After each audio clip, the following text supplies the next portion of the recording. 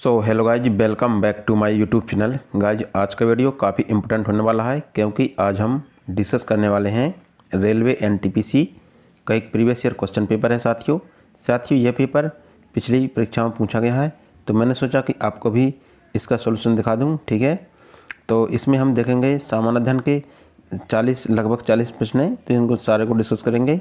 ठीक है साथियों, ये सभी क्वेश्चन आपकी आगामी परीक्षा railway NTPC, railway group D, Uttar Pradesh police या एसएससी जीडी के लिए अति महत्वपूर्ण होंगे। ठीक है, तो साथियों वीडियो के अंदर तक बने रहिए। चलिए हम स्टार्ट करते हैं। साथियों हमारा पहला क्वेश्चन कहता है कि निम्नलिखित में से कौन सा विकल्प कबड्डी खेल से संबंधित है। इससे पूछा गया कि कौन सा विकल्प है जो कबड्डी खेल से संबंधित है। तो इसका राइट आंसर होगा AKFI। ऑप्शन ए इसका राइट आंसर होगा AKFI है जो कबड्डी खेल से संबंधित है। हमारा दूसरा क्वेश्चन है साथियों, दूसरा क्वेश्चन देखते हैं।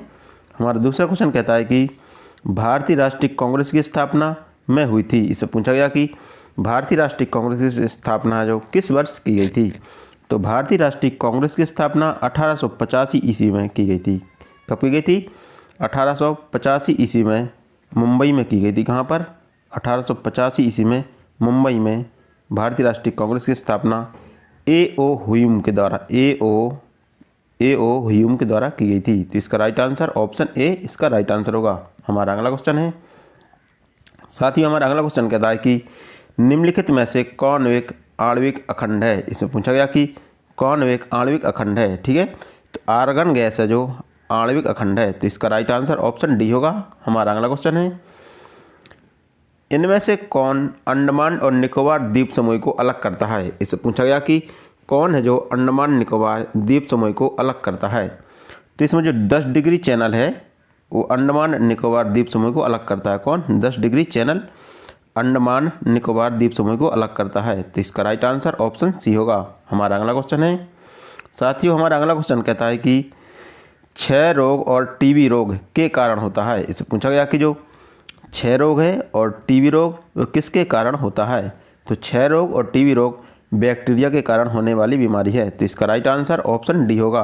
हमारा अगला क्वेश्चन है साथियों, हमारा अगला क्वेश्चन कहता है कि घर्षण के कारण एक दूसरे के सतह में दो सतहों की सापेक्ष गति है। इससे पूछा गया कि घर्षण के कारण एक दूसरे के संपर्क में दो सतहों की सापेक्ष गति कैसी होती है। तो दो सतहों के बीच सापेक्ष गति होती है वो संघर्ष कहलाती है। कैसी? घर्षण होती है ना, एक दूसरे के साथ घर्षण करती है तो उसे संघर्ष कहते हैं। तो इसका राइट आंसर ऑप्शन डी होगा। हमारा अगला क्वेश्चन है कोलेरू झील के त्रिकोण में पाई जाती है। इससे पूछा गया कि जो कोलेरू झील है वो कहाँ पर पाई जाती है। ठीक है, तो कोलेरू झील गोदावरी और कृष्णा नदी के त्रिकोण में पाई जाती है। कहाँ पर? गोदावरी नदी और कृष्णा नदी के त्रिकोण में पाई जाती है। साथियों कोलेरू झील यह आंध्र प्रदेश की नदी है। कहाँ की है? यह आंध्र प्रदेश की कोलेरू झील है जो आंध्र प्रदेश में पाई जाती है। ठीक है, तो इसका राइट आंसर ऑप्शन बी होगा कि गोदावरी और कृष्णा नदी के त्रिकोण में पाई जाती है। हमारा अगला क्वेश्चन है लोकसभा में कितने एंग्लो इंडियन सदस्य मनोनीत किए जा सकते हैं। इससे पूछा गया कि लोकसभा में कितने एंग्लो इंडियन सदस्य मनोनीत किए जा सकते हैं। तो साथियों लोकसभा में राष्ट्रपति के द्वारा 2 सदस्य मनोनीत किए जा सकते हैं। ठीक है, तो इसका राइट आंसर ऑप्शन ए होगा। साथियों लोकसभा एक निम्न सदन है। कौन सा सदन है? एक निम्न सदन है। और राज्यसभा एक उच्च सदन है। ठीक है, तो लोकसभा में राष्ट्रपति के द्वारा 2 सदस्य मनोनीत किए जाते हैं और राज्यसभा में राष्ट्रपति के द्वारा 12 सदस्य मनोनीत किए जाते हैं। हमारा अगला क्वेश्चन है साथियों, हमारा अगला क्वेश्चन कहता है कि यदि किसी व्यक्ति को दोनों संसद भवन के लिए चुना जाता है तो उस व्यक्ति को घर के अवांछित हॉल डॉट के भीतर काम करने के बारे में सूचना के बिना जाना चाहिए। इससे पूछा गया कि यदि किसी व्यक्ति को संसद के दोनों भवनों के लिए चुना जाता है तो उस व्यक्ति को घर के वांछित हॉल डॉट के भीतर काम करने के बारे में सूचित किए बिना जाना चाहिए। तो 10 दिन है। ठीक है, यहाँ पर होगा 10 दिन। तो इसका राइट आंसर ऑप्शन बी होगा। हमारा अगला क्वेश्चन है कोशिका के नाभिक का आविष्कार किसने किया था। इससे पूछा गया कि कोशिका के नाभिक का आविष्कार किसके द्वारा किया गया था। तो कोस्का के नाविक का आविष्कार या कोस्का की खोज रॉबर्ट ब्राउन के द्वारा की गई थी। किसके द्वारा?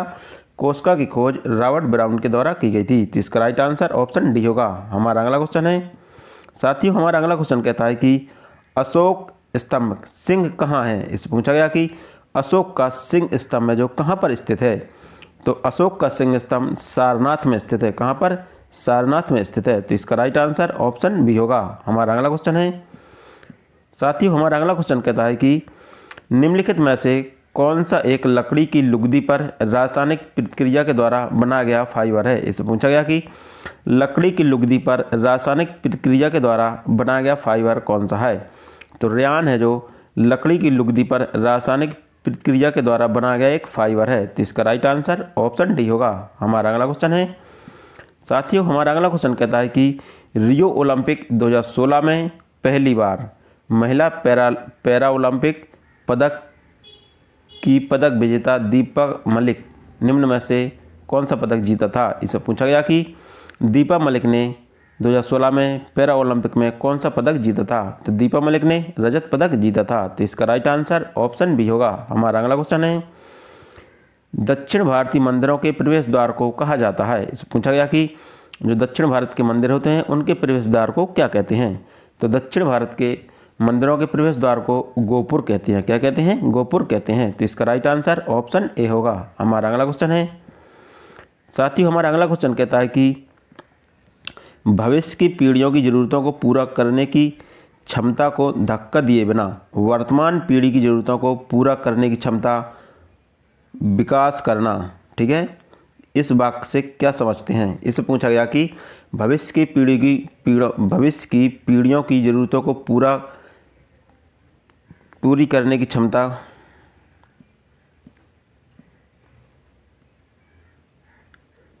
हमारा अगला क्वेश्चन है, भविष्य की पीढ़ियों की ज़रूरतों को पूरा करने की क्षमता को धक्का दिए बिना वर्तमान पीढ़ी की ज़रूरतों को पूरा करने की क्षमता विकास करना, इस वाक्य से क्या समझता है। इस पूछा गया कि भविष्य की पीढ़ियों की ज़रूरतों को पूरा करना और वर्तमान पीढ़ी की ज़रूरतों को पूरा करने की क्षमता को क्या कहते हैं। तो उसको कहते हैं सतत विकास। क्या कहते हैं? सतत विकास कहते हैं। तो इसका राइट आंसर ऑप्शन बी होगा। हमारा अगला क्वेश्चन है, साथियों हमारा अगला क्वेश्चन कहता है कि सापेक्ष घनत्व की इकाई क्या है। इससे पूछा गया कि सापेक्ष घनत्व की इकाई क्या है। तो साथियों सापेक्ष घनत्व की कोई इकाई नहीं होती है। तो इसका राइट आंसर ऑप्शन ए होगा। हमारा अगला क्वेश्चन है, साथियों हमारा अगला क्वेश्चन कहता है कि दिल्ली के निम्नलिखित में से किस लोकप्रिय सुल्तान ने अलाई दरवाजे का निर्माण किया था। इससे पूछा गया कि दिल्ली के किस सुल्तान ने अलाई दरवाजे का निर्माण किया था। तो दिल्ली के अलाउद्दीन ने, ठीक है, जो सल्तनत काल का सुल्तान था अलाउद्दीन, उसने अलाई दरवाजे का निर्माण किया था। तो इसका राइट आंसर ऑप्शन बी होगा। हमारा अगला क्वेश्चन है, साथियों हमारा अगला क्वेश्चन कहता है कि बर्फ का नमक यहाँ पर बर्फ़ का क्वथनांक पूछा साथियों, ठीक है, यहाँ पर बर्फ़ का क्वथनांक, ठीक है ना, बर्फ़ का क्वथनांक कितना होता है। तो बर्फ़ का क्वथनांक 273.15 केल्विन होता है। कितना? 273.15 केल्विन होता है। तो इसका राइट आंसर ऑप्शन ए होगा। हमारा अगला क्वेश्चन है, निम्नलिखित में से कौन सा दुनिया का सबसे बड़ा झरना है। इससे पूछा गया कि दुनिया का सबसे बड़ा झरना कौन सा है। तो एंजल फॉल्स, ठीक है, एंजल फॉल्स है जो दुनिया का सबसे बड़ा झरना है। तो इसका राइट आंसर ऑप्शन डी होगा। हमारा अगला क्वेश्चन है, सत्यमेव जयते शब्द किस उपनिषद में है। इस पूछा गया कि जो सत्यमेव जयते शब्द है वो किस उपनिषद में है। तो सत्यमेव जयते शब्द मुंडकोपनिषद से लिया गया है। किससे? मुंडकोपनिषद से लिया गया है। ये इसको उल्लेख मुंडकोपनिषद में किया गया है। तो इसका राइट आंसर ऑप्शन ए होगा। हमारा अगला क्वेश्चन है, साथियों हमारा अगला क्वेश्चन कहता है कि ओलंपिक पदक विजेता सुनील कुमार किस खेल से जुड़े हैं। इससे पूछा गया कि ओलंपिक पदक विजेता सुनील कुमार किस खेल से जुड़े हैं। तो सुनील कुमार का संबंध कुश्ती खेल से है। तो इसका राइट आंसर ऑप्शन डी होगा। हमारा अगला क्वेश्चन है, साथियों हमारा अगला क्वेश्चन कहता है कि नर्मदा नदी किस स्थान से निकलती है। इससे पूछा गया कि जो नर्मदा नदी है वह किस स्थान से निकलती है। तो नर्मदा नदी अमरकंटक की पहाड़ी से निकलती है, ठीक है, जो नर्मदा नदी है वह अमरकंटक की पहाड़ी से निकलती है और यह साथियों ये पश्चिम की ओर बहने वाली नदी है, कौन सी? ये अमरकंटक की पहाड़ी से निकलकर अरब सागर में गिरती है, ठीक है। तो ये पश्चिम की ओर बहने वाली नदी है, तो इसका राइट आंसर ऑप्शन ए होगा। हमारा अगला क्वेश्चन है। साथियों हमारा अगला क्वेश्चन कहता है कि निम्नलिखित में से कौन सा शहर लोहे और इस्पात की दुनिया की राजधानी के रूप में जाना जाता है? इससे पूछा गया कि कौन सा शहर है जो लोहा और इस्पात की दुनिया की राजधानी के रूप में जाना जाता है? तो सेंट पीटर्सबर्ग, ठीक है। सेंट पीटर्सबर्ग को दुनिया लोहे, इस्पात और लोहे की दुनिया की राजधानी के रूप में जाना जाता है, तो इसका राइट आंसर ऑप्शन ए होगा। हमारा अगला क्वेश्चन है। भारत में किस नदी पर सबसे ऊंचा झरना पाया जाता है? इस पूछा गया कि भारत में सबसे ऊंचा झरना जो किस नदी पर पाया जाता है? तो सारावती नदी पर सबसे ऊंचा झरना पाया जाता है, तो इसका राइट आंसर ऑप्शन डी होगा। हमारा अगला क्वेश्चन है। साथियों हमारा अगला क्वेश्चन कहता है कि मौलिक अधिकारों में समानता का अधिकार क्या है? इससे पूछा गया कि मौलिक अधिकारों में समानता का अधिकार कौन सा अधिकार है? तो समानता का अधिकार कानून के समक्ष सभी लोगों को समानता है, ठीक है। कानून के समक्ष सभी लोगों को समान रखता है जो समानता का अधिकार है, तो इसका राइट आंसर ऑप्शन बी होगा। हमारा अगला क्वेश्चन है। साथियों हमारा अगला क्वेश्चन कहता है कि महाबलीपुरम में प्रसिद्ध समुद्र तट का निर्माण किसने किया था? इससे पूछा गया कि महाबलीपुरम में प्रसिद्ध समुद्र तट का निर्माण किसके द्वारा किया गया था? तो इसका राइट आंसर होगा नरसिंहवर्मन द्वितीय के द्वारा।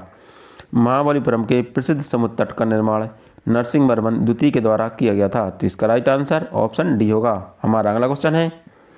साथियों हमारा अगला क्वेश्चन कहता है कि डॉट को धार्मिक स्वतंत्रता दी गई है। इससे पूछा गया कि धार्मिक स्वतंत्रता किस किस को दी गई है?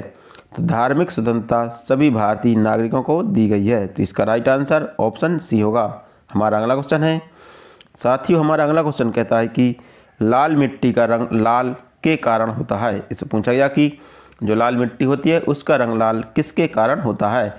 तो लाल मिट्टी का लाल रंग फेरिक ऑक्साइड या आयरन ऑक्साइड के कारण होता है, तो इसका राइट आंसर ऑप्शन ए होगा। हमारा अगला क्वेश्चन है।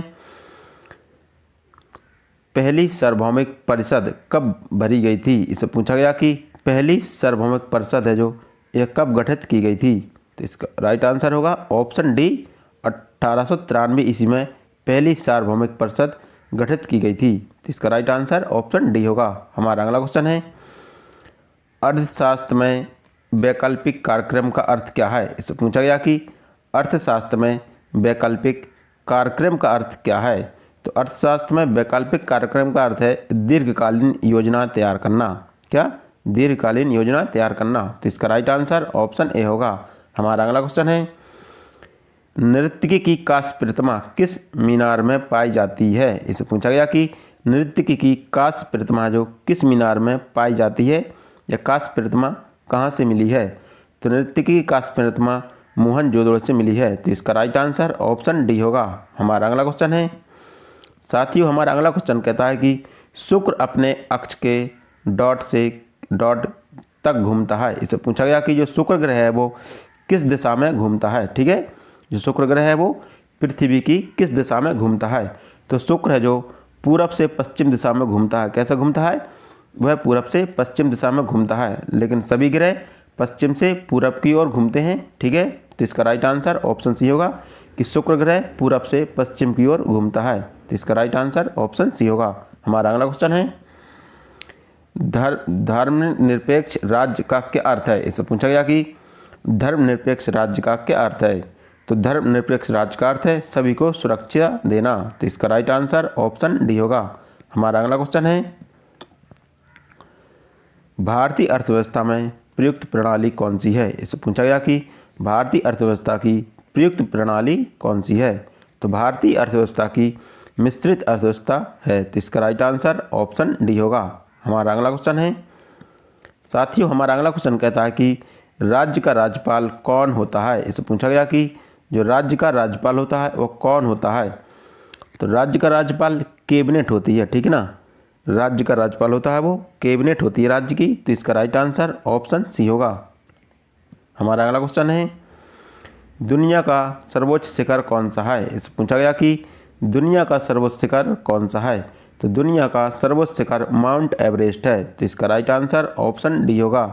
हमारा अगला क्वेश्चन है, योग के प्रकारों में अर्ध पद्मासन की स्थिति क्या है। इससे पूछा गया कि योग के प्रकारों में अर्ध पद्मासन की स्थिति क्या है। तो योग के प्रकारों में अर्ध पद्मासन की स्थिति आधा लिली है। क्या? आधा लिली है। तो इसका राइट आंसर ऑप्शन सी होगा।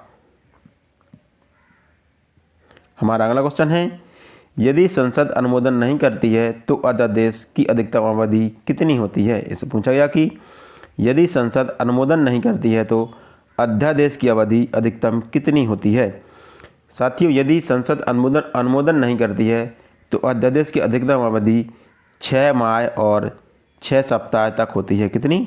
6 माह और 6 सप्ताह तक होती है। तो इसका राइट आंसर ऑप्शन सी होगा। हमारा अगला क्वेश्चन है, वास्तुकला में पंचायतन शैली शब्द से संबंधित है। इससे पूछा गया कि जो पंचायतन शैली है वो किससे संबंधित है। तो पंचायतन शैली है जो मंदिर निर्माण कला से संबंधित है। किससे? मंदिर निर्माण कला से संबंधित है। तो इसका राइट आंसर ऑप्शन डी होगा। साथियों, हमारा अगला क्वेश्चन है, हमारा अगला क्वेश्चन कहता है कि राज्य परिषद को भी कहा जाता है। इससे पूछा गया कि राज्य परिषद को क्या कहा जाता है। तो राज्य परिषद को राज्यों की परिषद कहते हैं। तो इसका राइट आंसर ऑप्शन सी होगा। हमारा अगला क्वेश्चन है, साथियों, हमारा अगला क्वेश्चन कहता है कि एक मुद्रा की तुलना में मूल्य को कहा जाता है। इससे पूछा गया कि एक मुद्रा की तुलना में मूल्य को क्या कहा जाता है। तो एक मुद्रा की तुलना में मूल्य को विदेशी मुद्रा विनिमय दर कहा जाता है। क्या? विदेशी मुद्रा विनिमय दर कहा जाता है। तो इसका राइट आंसर ऑप्शन डी होगा। हमारा अगला क्वेश्चन है, साथियों, हमारा अगला क्वेश्चन कहता है कि राइडर शब्द किस खेल से जुड़ा है। इससे पूछा गया कि जो राइडर शब्द है वो किस खेल से जुड़ा है। तो राइडर शब्द कबड्डी से जुड़ा है। किससे? राइडर शब्द है जो कबड्डी खेल से जुड़ा है। तो इसका राइट आंसर ऑप्शन बी होगा। हमारा अगला क्वेश्चन है, साथियों, हमारा अगला क्वेश्चन कहता है कि खजुराहो में कंदरिया महादेव मंदिर भगवान को समर्पित है। इससे पूछा गया कि जो खजुराहो में कंदरिया महादेव का मंदिर है वो किस भगवान को समर्पित है। तो खजुराहो में कंदरिया महादेव का मंदिर भगवान शंकर को समर्पित है। किसको?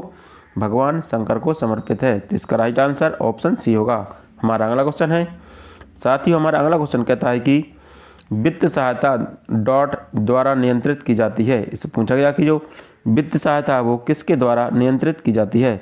तो वित्त सहायता रिजर्व बैंक के द्वारा नियंत्रित की जाती है। किसके द्वारा? रिजर्व बैंक के द्वारा वित्त सहायता नियंत्रित की जाती है। तो इसका राइट आंसर ऑप्शन बी होगा।